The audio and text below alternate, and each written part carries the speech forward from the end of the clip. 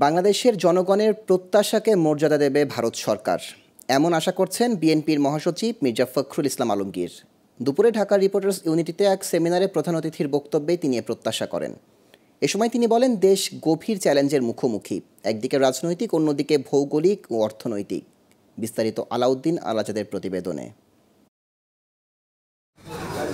সোমবার ঢাকা রিপোর্টার্স ইউনিটিতে বিএনপির প্রতিষ্ঠাতা জিয়াউর রহমানের ৪৩তম শাহাদাত বার্ষিকী উপলক্ষে আধুনিক কৃষি, অভিন্ন নদীর পানি আগ্রাসন এবং জলবায়ুর ভারসাম্যহীনতা বন্ধে জিয়ার ভূমিকা বিষয়ে সেমিনার আয়োজন করে জাতীয়তাবাদী কৃষক দল।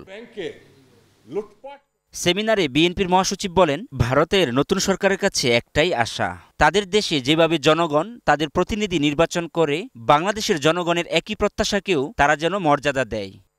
আমরা ভারতের নতুন সরকারের কাছে একটাই আশা করব যে তার দেশে যেভাবে জনগণ তাদের প্রতিনিধি নির্বাচন করতে পারে, এখনো তাদের নির্বাচন কমিশন যেভাবে স্বাধীনভাবে কাজ করতে পারে, তাদের বিচার বিভাগ যেভাবে কাজ করতে পারে, জনগণের যে প্রত্যাশা বাংলাদেশের মানুষের, সেই প্রত্যাশাকে তারা মর্যাদা দেবেন এবং সেইভাবেই তারা বাংলাদেশের সঙ্গে সম্পর্ক গড়ে তুলবেন। মির্জা ফখরুলের মতে, দেশ এখন গভীর চ্যালেঞ্জের মুখে রয়েছে। একদিকে রাজনৈতিক ও অর্থনৈতিক, অন্যদিকে ভৌগোলিক। পাশাপাশি তিস্তার পানি নিয়েও বহু খেলা হচ্ছে।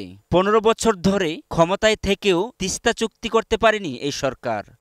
আমরা এই সরকার ক্ষমতায় আসার পরেই শুনলাম যে আমাদের আরেকটি নদী, যে নদীটা সব খুব বড় নদী এবং যেখানকার পানি নিয়ে আমাদের প্রচুর সমস্যা, তিস্তা, সেই পানির বন্টন একটা চুক্তি হবে ভারতের সঙ্গে। কিন্তু আজকে দেখা যাচ্ছে যে আমরা ১৫-১৬ বছর পর্যন্ত তারা ক্ষমতায় আসার পর এখন পর্যন্ত তিস্তার পানি চুক্তির কথা আর বলেই না।